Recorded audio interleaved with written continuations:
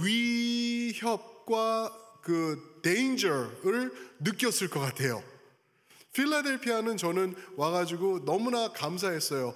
춥고 그랬지만 너무나 많은 사랑을 보여주시는 거예요.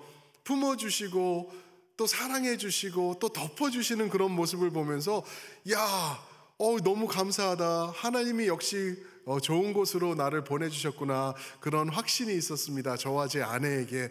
근데 사도 바울은요, 혼자 그런 표현이 있죠. 맨 땅에 헤딩하는 것 같았을 것 같아요.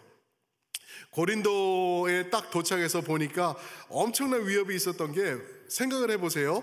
온 도시에 적어도 12개 이상의 엄청 거대하고 웅장한 신전들이 있었던 거예요. 우상 신전들이죠. 그리고 그 중에서 가장 높은 곳, 어느 곳에서 있든지 이곳은 보이는 그 높은 곳에는 아프로디테의 신전이 있었어요. 아프로디테, 우리 로마 말로는 비너스라 그러죠. 비너스 여신의 신전이에요.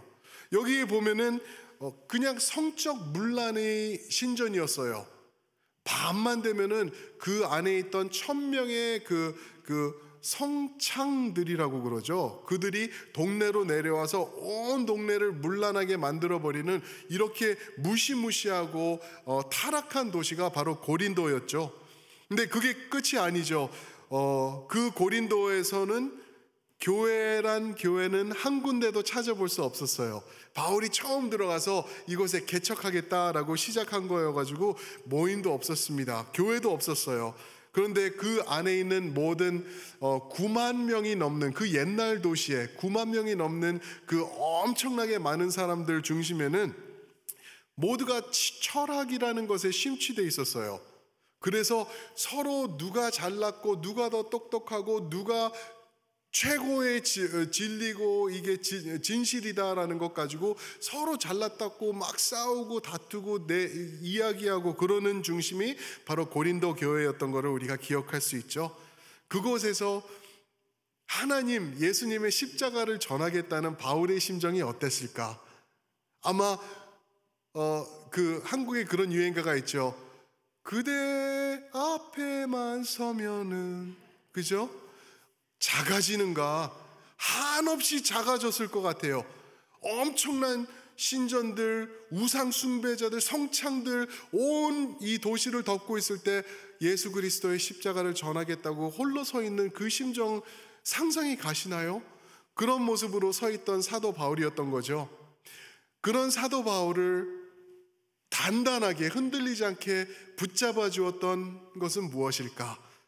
그리고 또 사도 바울이 흔들림 없이 이 타락하고 멸망하고 이 망한 세상 같은 곳에서 예수 그리스도를 선포하기 위해서 그가 꼭 붙잡고 절대 타협하지 않았던 것은 무엇인가?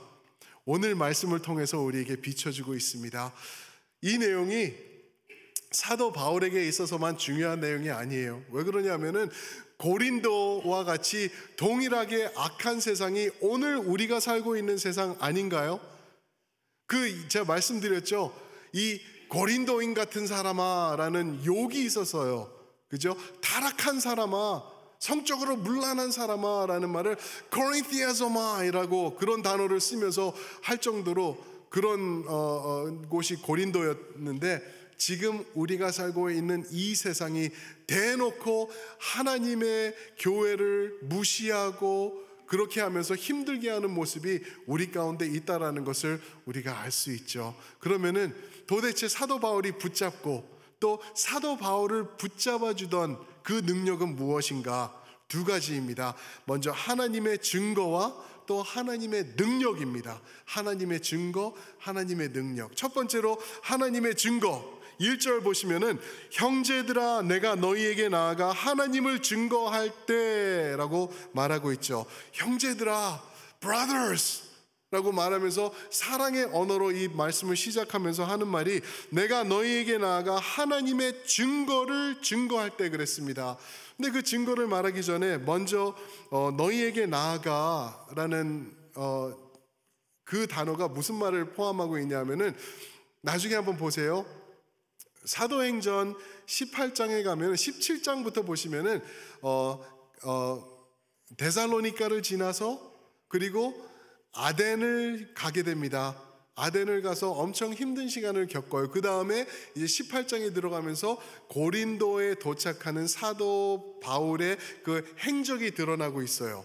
근데 거기서 있을 때 사도행전 18장 11절에 보니까 1년 반 동안 거기에 거했다라고 말하고 있어요. 1년 반 동안 그가 밤낮으로 붙잡고 노력하면서 교회를 시작한 내용이 거기에 쓰여져 있는데, 그때 그가 붙잡고 끝까지 전한 것 딱 하나라는 거예요. 하나님의 증거. 하나님의 증거. 하나님의 증거는 두 가지를 말할 수가 있어요. 하나님으로부터 오는 증거, 그리고 하나님에 대한 증거. 그러니까 testimony of God and testimony from God. 그것만을 딱 전했다라고 말하고 있어요. 근데 그거를 전할 때 어떻게 했냐고요? 1절 계속 보시면은 말과 지혜의 아름다운 것으로 하지 않았다라고 말하고 있어요. 말과 지혜의 아름다운 것으로 하지 않았다. 이 말은 무슨 말인지 아세요? 사도 바울이 나 말과 지혜의 아름다운 것으로 분명히 할 수 있었다. 그러나 하지 않았다라는 거예요. I could have done it. 아름다운 말, 귀한 말, 너희 귀에 쏙 들리게 할 수 있는 그 말로 내가 할 수 있었지만 전혀 하지 않았다라는 걸 말하고 있는 거예요. 왜 그러냐면은 사도 바울을 생각하면은 엄청나게 훌륭한 교육을 많이 받았던 사람인 걸 우리가 알 수 있죠. 우리가 말하는 소위 가방줄이 긴 사람, 그 사람이 바로 사도 바울이었습니다. 사도행전 22장 보시면은 그가 가말리알의 문헌에서 율법을 엄청나게 스트릭트하게 배웠다라는 그러한 내용이 있습니다. 가말리엘 하면은요, 당시에 최고의 그 석학, 바리새인 중에 바리새인이었던 사람이 가말리엘이에요. 그래서 나중에 그 전에 이제 문제가 될 때 사도행전 5장에 보면은 모든 사람들이 동의를 하지 않고 막 문제가 생기고 그 산헤드린에서 문제가 생길 때 가말리엘이 일어나서 한마디 합니다. 여러분 내 말 들으세요 하니까 싹 조용해져요. 싹 조용해. 그 정도로 위엄이 있고 존경받고 모든 사람들에게 사랑받던 사람이 가말리엘. 그에게로부터 나온 사람이 사도 바울이에요. 그러니까 엄청나게 교육과 훈련과 바리새인과 하나님의 말씀을 알고 있었던 사람이 바울이라는 거죠. 똑똑했던 사람이에요. 거기서 또 하나 더 할 게 뭐냐 하면은 사도 바울이 고린도에 있을 때 편지를 또 쓰게 됩니다. 그 편지가 무슨 편지냐면은 로마서예요. 로마서를 읽어보시면은요 엄청나게 로지컬하게 나와 있어요. 그래가지고 하버드 학교가 있죠. 하버드 대학교 중에 최고 아닌가요? 그 학교에서는 뭐 100년 전에지만 그때 거기서 그 법학을 가르칠 때 로마서를 가지고 그 rhetoric 그리고 didactic 이거를 가지고 어떻게 로직이 계속 디벨롭 되는지 그걸 가지고 공부를 했을 정도로 로마서를 쓴 사도 바울입니다. 모두가 인정할 수밖에 없는 그렇게 똑똑하고 많이 배운 사람이 사도 바울인데, 이가 하는 말이 뭐예요? 나는 말과 지혜의 아름다운 것으로 하지 않았다라고 말합니다. 말과 지혜의 아름다운 것, 이 고린도에서 철학 중심으로 말과 아름다운 그 수사학이라 그러죠. 수사학. 아리스토텔레스가 그 수사학의 아버지라고 하는데 그가 있었던 지역이 그 그리스 그 지역입니다. 근데 그런 거로 안 하고 나는 오직 하나님의 증거로 너희에게 다가갔다. 그런 그가 또 하는 말이 뭔지 아세요? 3절 한번 보실까요? 3절 보시면은 너희 가운데 거할 때 약하고 두려워하고 심히 떨었다라고 말하고 있어요. 너희 가운데 거할 때 약하고 두려워하고 심히 떨었대요. 어떤 학자들과 어떤 목사님들은요 이걸 가지고 이 이유는 그가 그 사도행전 17장에서 보면은 아덴에서 실패했기 때문에 쫄아가지고 그리고 낙심돼가지고 덜덜덜 떨면서 고린도로 온 거다, 그렇게 전하는 목사님들도 있어요. 저는 그거 절대 아니라고 봐요.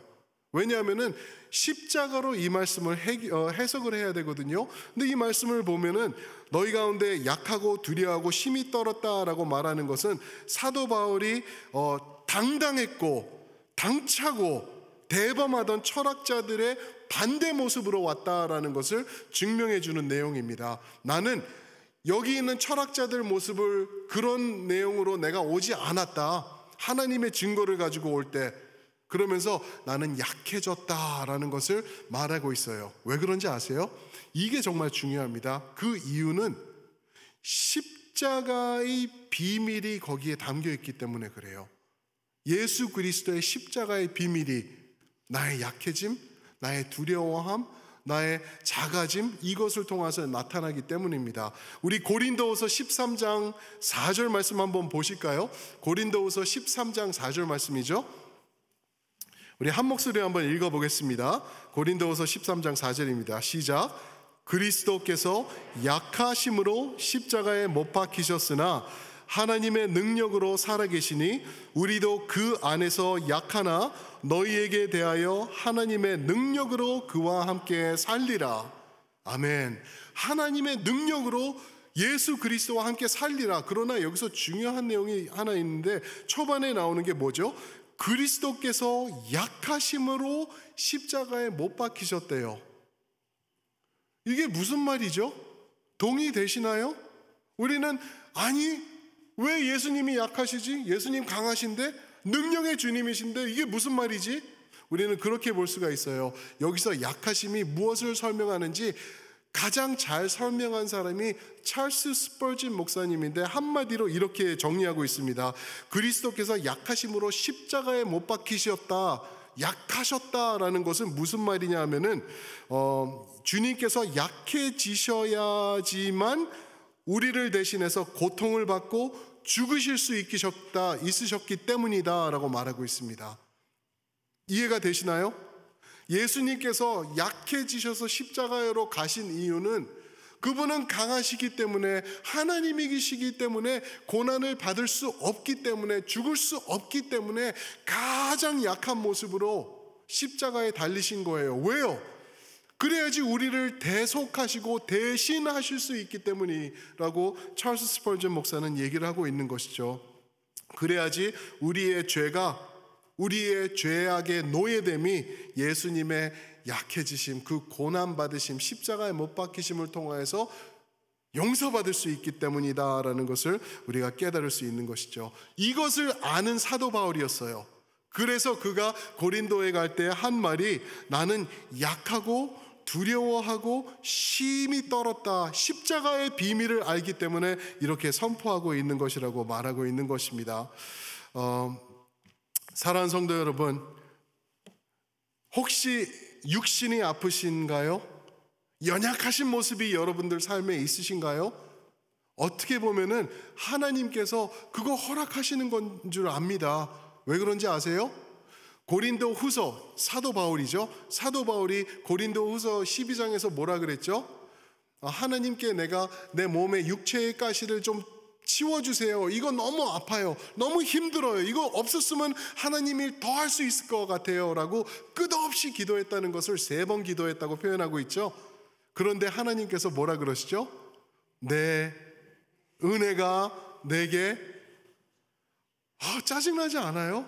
하나님이 그렇게 기도했으면 내가 응답하노라 가시 빼노라 그러면 좋은데 내 은혜가 족하대요. 그러면서 하시는 말씀, 네가 약할 때 나의 강함이 드러나기 때문이다 라고 말씀하십니다. 사랑하는 성도 여러분, 여러분들 연약할 때요 하나님 찬양하시고 기도하시고 기대하시는 여러분들 되시길 축원합니다.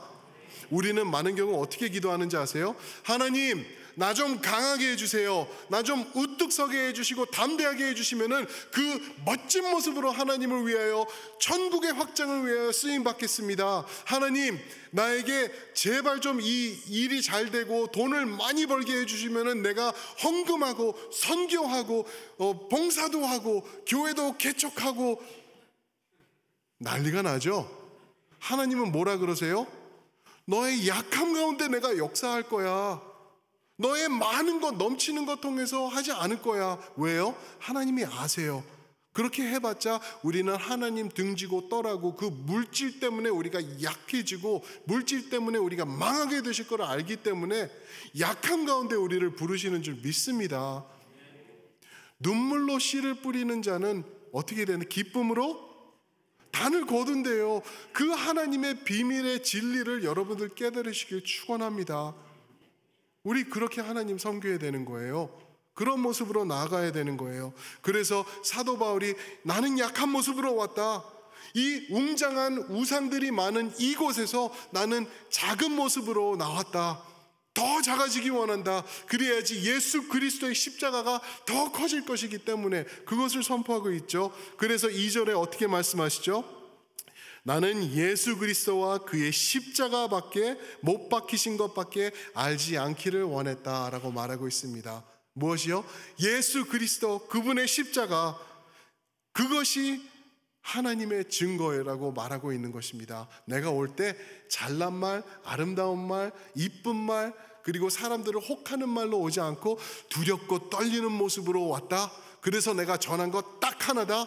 하나님의 증거인데 그 증거는 예수 그리스도와 그분의 십자가, 그거를 전한다라고 외치고 있는 것입니다. 사도 바울은 절대 쫄아가지고 나 약하다, 두렵다, 힘없다라고 말한 게 아니라 그 십자가의 비밀을 깨닫고 그 있는 진리를 그대로 전한 것이라고 우리에게 말해주고 있는 것이죠. 그게 무엇인가? 조금 더 사도 바울이 한 번 더 저희에게 말씀해 주는 게 이게 두 번째 포인트입니다.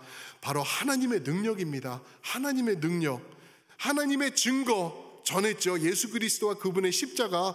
근데 그것뿐만이 아니라 하나님의 능력도 전하고 있는데, 제가 미리 말씀드린다고 하면은요, 하나님의 능력 또한 예수 그리스도와 그분의 십자가예요. 사도 바울이 붙잡은 거는 오직 예수, 그 무시무시한 타락한 도시에서 그를 지켜주었고 그가 목숨을 걸면서 지켜왔던 것은 오직 예수 그리스도와 그분의 십자가라고 우리에게 말해주고 있는 것입니다. 4절 한번 보실까요? 4절 보시면은 내 말과 내 전도함이 설득력 있는 지혜의 말로 하지 않고 다만 성령의 나타나심과 능력으로 했다라고 말하고 있습니다. 내 말과 전도함이 이제 도시를 나간 거예요. 고린도를 나가서 전도할 때 어떻게 했죠? 내 말과 내 전도함이 설득력, persuasive words, 그죠? 설득력으로 하지 않았다. 이게 무슨 말인지 아세요? 당시 철학자들이 또 나 잘났고 나는 공부 많이 했고 철학 중심이다, 나는 모든 로직을 갖고 있는 사람이다 라고 말하는 그 사람들이 하던 게 서로 설득하고 서로 지혜 자랑하고 그러던 게 바로 고린도, 아덴이라는 곳이죠. 근데 거기서 나는 설득력 가지고 예수 그리스도 선포하지 않는다, 오직 성령의 나타나심으로 전한다라고 말했습니다. 여러분, 성령의 나타나심이 뭐길래? 여러분 아시나요? 성령의 나타나심? 우리가 이거를 좀 생각해 봐야 돼요. 성령의 나타나심이라고 4절에서 말씀하시는데, 성령의 나타나심을 다른 말로 한번 바꿔볼까요? 성령의 나타나심은 성령의 역사, 맞나요? 맞아요. 성령의 역사를 말하고 있어요. 성령의 역사는 무엇인가요? 성령의 역사하시면은 어떤 일들이 있는가? 요한복음 15장 26절에서 말씀하시는데 나중에 한번 보세요. 요한복음 14장, 15장, 16장에 가시면은 예수님께서 이제 보혜사 성령을 보내줄 거다. 내가 이제 곧 가야 되는데 보혜사 성령이 올 거야 라고 말씀하시면서 15장에 이렇게 말씀하십니다. 예수께서 진리의 성령, 그 보혜사 성령님이 오시면은 그가 나를 증언할 것이다. 진리의 성령, 내가 곧 진리요 길이요 생명이니 진리의 성령이, 진리, 예수님을 말하는 거죠. 그가 오셔서 할 것은 나를 증언할 것이다 라고 말했습니다. 자, 정리를 해볼게요.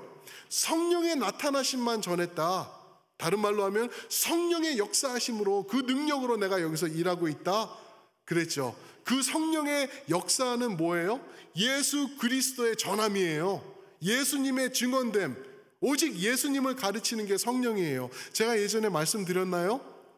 그래서 삼위일체 하나님 중에서 가장 미스테리어스한 분이 성령님이시라고. 왜요?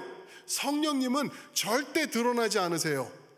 성령님의 역할은 예수 그리스도, 하나님의 아들 되신, 십자가의 주인 되신 예수님만 선포하시는 분이 성령님이시라.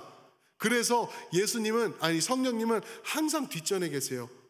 그리고 예수님을 드러내시고 예수님 그 진리만을 선포하시는 분이 성령님이시다라는 것 우리가 알아야 돼요. 성령의 역사가 뭐예요? 방언의 역사? 맞아요. 예언의 역사? 아멘. 맞아요. 그리고 능력의 역사? 불같이 뜨거운 역사? 정답이에요. 그러나 그 중심에는, 그 방언과 예언과 뜨거운 역사의 중심에는 예수 그리스도가 중심에 계셔야 되는 줄 믿습니다. 예수님 없이 방언하고 예언하고 서로 잘났다고 말하고 뭐 불을 경험하라, 받으라, 와 막 이런 거 하고 그러는 거예요. 만약에 예수님이 그 가운데 안 계시다고 하면은 그거는 거짓입니다. 절대 속지 마세요. 그게 고린도전서 13장에서 하시는 말씀 아닌가요? 너희가 방언을 백날 하더라도 사랑이 없으면은 뭐 같다고요? 시끄러운 꽹과리 같대요.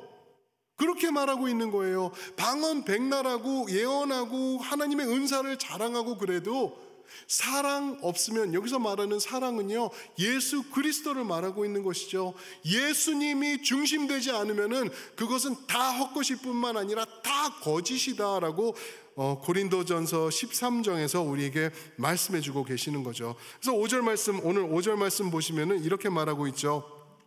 너희 믿음이 사람의 지혜에 있지 아니하고 다만 하나님의 능력에 있게 하려 하였노라 라고 말하고 있습니다. 사람의 지혜, 그 고린도를 장악하고 있던 철학, 그 로직, 거기서부터 나오지 않게 하기를 원하노라, 그렇게 말하고 있어요. 저는 얼마나 감사한지 몰라요. 이 내용이 왜 그런지 아세요? 저는 공부하는 게 너무 힘들어요. 책 읽으면은요, 영어도 못하고 한국말도 못해요. 그래서 한국말 읽다 보면은 이게 무슨 말이지? 영어로 읽다 보면은 이거는 또 무슨 말이? 이게 1.5세의 딜레마거든요. 철학? 근처도 가지 못해요. 저는 이해를 할 수가 없어요. 그런데 어떤 목사님들 또 유명한 목사님들 보면 철학적으로 선포하면서 철학과 진리와 세상의 이치를 선포하고 그러는데, 저는 너무 감사한 게 그럴 필요 없다고 하는 거예요. 여기서 할렐루야, 우리 하나님 너무 좋으시죠, 그죠? 오직 예수 그리스도와 그분의 십자가만 선포하면은 충분하다 말씀하십니다. 오히려 세상의 설득력과 세상의 아름다운 말로 선포하면은 예수 그리스도의 십자가가 작아질 수 있기 때문에 절대 하는 것 아니다라고 사도 바울은 우리에게 증언해주고 있는 것이죠. 십자가만 붙잡으시는 여러분들 되시길 주님의 이름으로 축원드립니다. 리처드 더킨스라는 사람이 있어요. 혹시 아시나요? 리처드 더킨스. 리처드 더킨스가 누구냐면은 옥스퍼드 대학 교수였어요. 근데 유명한 무신론자, 에이티스트가 리처드 더킨스였어요. 근데 이 사람 아직도 살아있는데, 이 사람이 무슨 말을 했냐면은 그가 하나님을 부인하는 이유의 책들을 많이 썼어요. 그래서 젊은 사람들이 이 석학자인 리처드 더킨스가 옥스퍼드에서 무신론적인 글을 쓴 거를 가지고 막 믿음에 흔들리고 이러는 일들이 많이 있었는데, 이 사람이 이런 말을 했습니다. 이것 때문에 나는 하나님을 믿을 수 없다, 예수님을 믿을 수 없다라고 말한 게 뭐냐 하면은, 그렇게 지혜로운 하나님이 이 세상을 최고의 physics, 물리학으로, 그리고 mathematics, 산수, 수학적으로 이렇게 멋지게 만들어 놓은 후에 세상의 죄를 용서하려고 하실 때 더 효율적인 방법을 몰라서 이 작고 먼지만도 못한 인간들을 구원하려고 할 때 직접 고통을 받았다? 직접 십자가에 못 박혀서 죽었다? 말도 안 된다라고, 그거는 있을 수 없는 거짓이다라고 말하고 있습니다. 사도 바울은 뭐라 그러나요? 사도 바울은 그게 바로 하나님의 은혜와 하나님의 사랑입니다라고 선포하고 있는 것입니다.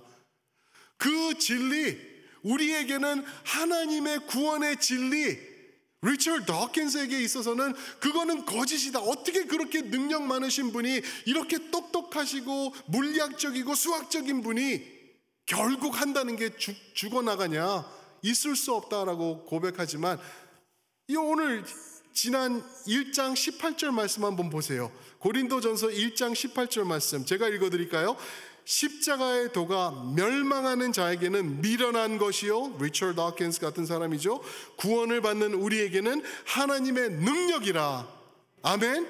우리에게는 하나님의 능력이라고 말씀하고 있는 것입니다.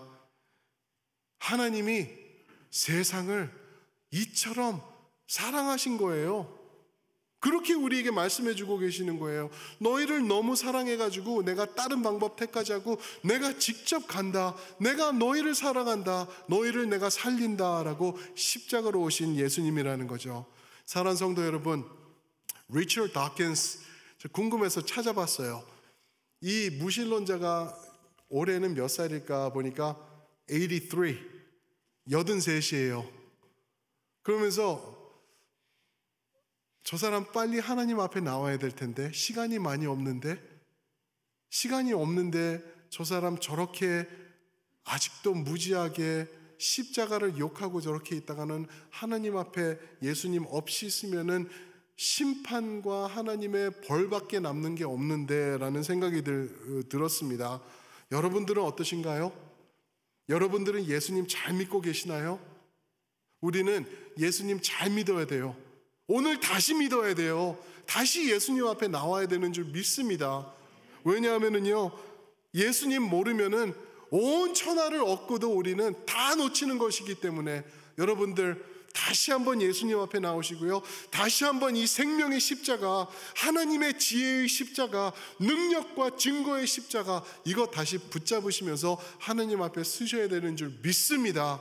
오늘 여러분들 다시 한번 회개하세요. 다시 한번 하나님 앞에 나의 죄를 자복하고, 하나님, 또 내가 이렇게 물이 흘러가듯이 흘러 떠내려갔습니다. 용서해 주세요. 다시 주님 앞에 서겠습니다 하면서 주님을 붙잡으면서 나오시는 여러분 되시길 주님의 이름으로 축원드립니다. 아멘. 그러실 때 하나님께서 선한 능력의 손으로 여러분들을 다시 한번 붙잡아 주시고요, 세워 주시고요, 다시 한번 멋지게 받아 주시는 은혜가 있을 줄 믿습니다. 아멘. 그러면 우리 한번 그 자리에 일어나셔서 우리 옆에 분들에게 한번 이렇게 전달해 주세요. 다시 예수님 붙잡읍시다 라고 말씀해 주세요. 다시 예수님 붙잡습니다. 예, 우리 이 찬양